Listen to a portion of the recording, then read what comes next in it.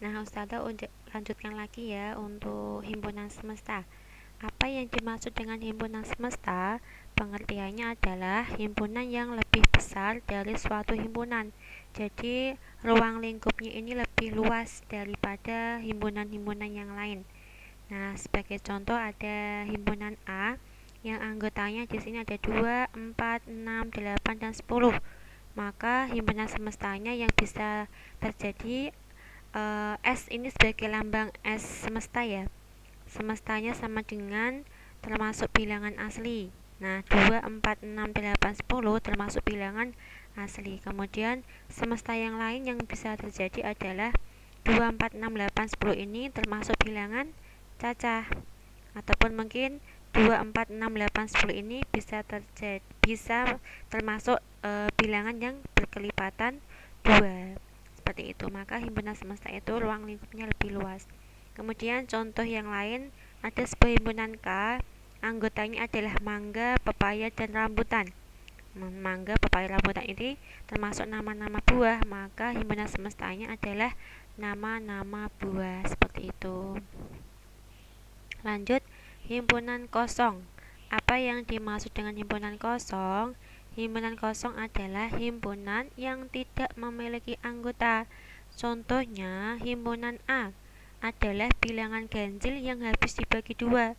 Coba, bilangan ganjil itu kan ada 1, 3, 5, 7, 9, dan seterusnya. Apakah ada bilangan ganjil yang habis dibagi 2? Tidak ada, maka himpunan A ini disebut sebagai himpunan kosong yang tidak memiliki anggota.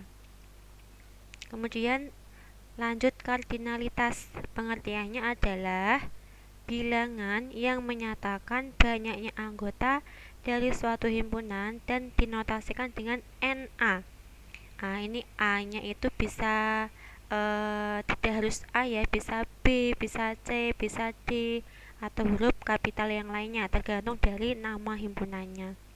Sebagai contoh, nomor 1 himpunan A, anggotanya 1, 2, 3, 4.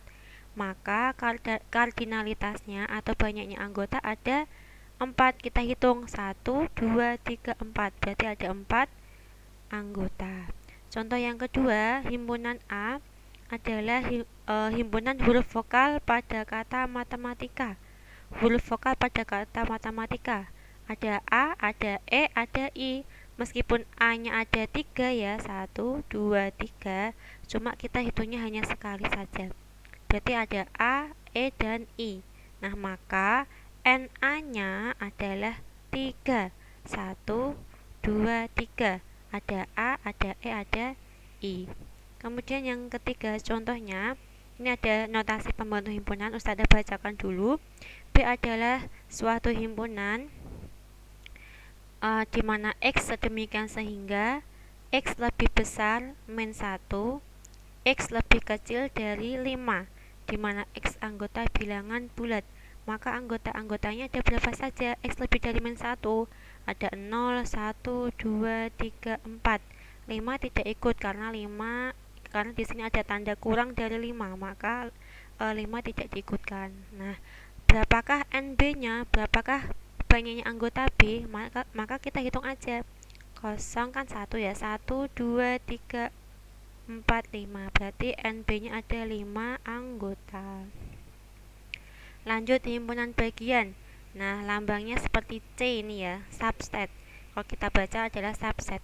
Nah, pengertiannya adalah semua anggota himpunan A adalah merupakan anggota himpunan B, sehingga dapat dikatakan bahwa A bagian dari B. Ditulis A subset B atau sebaliknya. Contohnya ada himpunan A, anggotanya 1, 2, 3, 4, 5. Ada B, anggotanya 1, 2, 3, 4, 5, 6, 7, 8.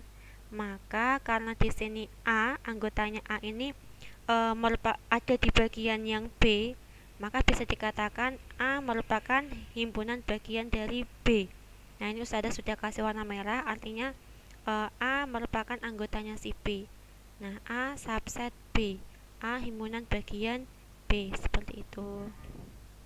Nah, jumlah himpunan bagian itu ada dua cara cara mengerjakannya. Yang pertama menggunakan rumus, yang kedua yaitu menggunakan segitiga Pascal. Nah, untuk menggunakan rumus itu ada ketentuannya, yaitu mencari jumlah atau total dari himpunan yang dimaksud. Nah, untuk yang segitiga Pascal itu kita cari atau kita tentukan himpunan bagian dari n anggota. Nah, seperti ini gambar segitiga Pascalnya. Untuk yang ini ya, untuk yang ruas kiri miring ini angka 1 semuanya, kanan pun juga sama 1 semuanya. Nah, kemudian 2 didapatkan dari mana dah? 2 didapatkan dari 1 atas ini ya, 1 ditambah 1 yaitu 2. 3 didapatkan dari mana dah? 1 ditambah 2 yaitu 3, seperti itu. Ini juga sama, 2 ditambah 1 yaitu 3, begitu seterusnya sampai ke bawah. Jadi nanti bentuknya kayak piramida ya, kayak segitiga. Nah, untuk yang pertama ini, 1 ini adalah himpunan kosong. Nah, dia tidak memiliki anggota. Kemudian baris kedua ini adalah 1 anggota, yang ketiga ini 2 anggota, yang keempat 3 anggota, yang kelima 4 anggota, dan seterusnya. Itu namanya segitiga Pascal. Nah, contohnya, yang pertama dulu, tentukan himpunan bagian dari A, anggotanya 1, 2, 3. Nah, ini yang ditanyakan adalah himpunan bagian keseluruhan. Maka kita langsung aja menggunakan rumus 2 pangkat N sama dengan 2 dipangkatkan 3. 3 dari mana dah? 3 itu dari banyaknya anggota N, banyaknya anggota A. 1, 2, 3, ada 3, berarti 2 pangkat 3, yaitu ada 8. Kalau kita mau menuliskan turutannya, maka ada himpunan kosong, ada 1, ada 2, ada 3, ada 1, 2, ada 1, 3, ada 2, 3, ada 1, 2, dan 3. Jadi ada berapa banyaknya, kita hitung dulu. 1, 2, 3, 4, 5, 6, 7, 8. Berarti ada 8. Nah, kalau pakai rumus langsung cepet ya, ketemunya 8. Tetapi kalau kita jabarkan maka akan panjang seperti ini. Kemudian yang kedua, ada himpunan B, anggotanya 2, 3, 5, 7. Nah, NB nya berapa? 4. Kita hitung 1, 2, 3, 4. Ada 4. Nah, pertanyaannya berapakah himpunan bagian yang memiliki 3 anggota? Maka kita menggunakan segitiga Pascal. Nah, ini coba diperhatikan. Menggunakan segitiga Pascal tadi ya, untuk NB nya ada 4. Nah, yang ditanyakan himpunan bagian dari 3 anggota. Nah, mula-mula kita tentukan dulu NB nya ya. NB nya sudah dapat 4. Nah, 4 kita letakkan di mana? Nah, kita ada urutan keempat ya. Nah, ini 1, 2, 3, 4. Maka kita ambil baris yang hijau ini sebagai yang harus kita perhatikan. Nah, karena tadi baris keempat atau banyaknya keempat, berarti kita sorot ke warna hijau ini. Kemudian, karena yang ditanyakan adalah memiliki 3 anggota, maka kita urutkan dari bawah. 1 ini adalah 0 anggota, 4 ini adalah 1 anggota, 6 ini adalah 2 anggota, 4 3 anggota, 1 ada 4 anggota. Karena 3 anggota berarti kita hitung dari bawah. 0, 1, 2, 3. Nah, urutannya adalah 4. Maka himpunan bagian dari B yang memiliki 3 anggota ada 4. Seperti itu. Jadi gampang. NB nya ada berapa, kita urutkan dari sini ya. 0, 1, 2, 3, 4. Berarti yang ini, yang hijau-hijau ini yang kita perhatikan. Kemudian 3 anggota bagian kita urutkan dari bawah. 0, 1, 2, 3, 4, baru kita luruskan. Nah, berarti nanti jawabannya adalah 4. Seperti itu. Bisa dipahami ya? Oke.